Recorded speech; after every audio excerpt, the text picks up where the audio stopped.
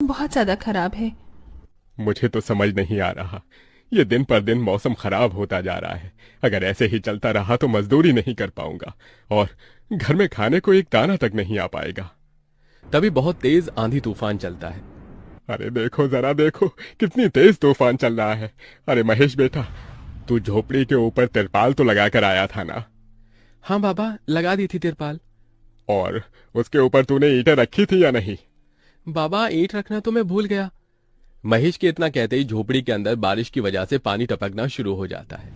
हे भगवान महेश, तूने ये क्या किया? तुझे मैंने कहा था बारिश और तूफान तेज है, तुझे ईंटें रख देनी चाहिए थी। मुझे लग रहा है कि तिरपाल उड़ गई। चल चल मेरे साथ चल।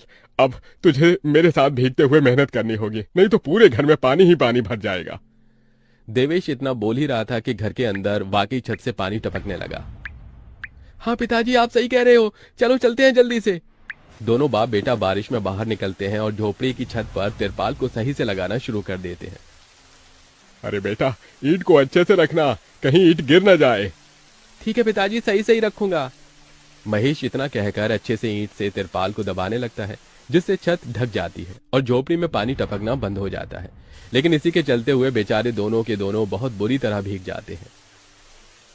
अरे चलो बेटा, बहुत ठंड हो रही है, बाहर घर में चलते हैं। चलो, बरसात में मौसम बिल्कुल ठंडा हो गया है। हाँ पिताजी, आपने बिल्कुल सही कहा, चलिए। जब दोनों बाप बेटा घर के अंदर आ जाते हैं तो मेघा उन्हें सूखा कपड़ा देती है और अपना शरीर पोंछने के लिए कहती है। आप लोग अपना शरीर पोंछ लो और सूखे कपड़े पहन लो, नहीं तो ठंड लग सकती है। मेघा के दिए हुए कपड़े दोनों पहन लेते हैं। तभी बीमार शकुंतला बिस्तर पर पड़ी हुई मेघा से कहती है। अरे बेटी, तूने खाने के लिए कुछ बनाया नहीं? माँ, मैं बारिश के रुकने का इंतजार कर रही हूँ। घर के अंदर खाना कैसे बनाऊंगी? सारे में धुआं ही धुआं हो जाएगा। मेरी दवाई का समय हो गया है और मुझे भूख भी लग रही है। ठीक है माँ, मैं कुछ करती हूँ। मेघा अपने सिर पर एक सफेद कट्टा रखकर बारिश से बचते हुए बाहर से कुछ ईंटें लाकर घर के अंदर ही छोटा सा चूल्हा बना लेती है और उसी पर खाना बनाना शुरू करती है। अरे बेटी, पूरे घर में धुआं ही धुआं हो गया है। पिताजी, खाना बनाना भी तो बहुत जरूरी था। मेघा जैसे तैसे करके जल्दी जल्दी खाना बना लेती है। वो खाने में नमक मिर्च वाले चावल ही बना पाती है। माँ, माँ उठो, ये लोग खाना खा लो।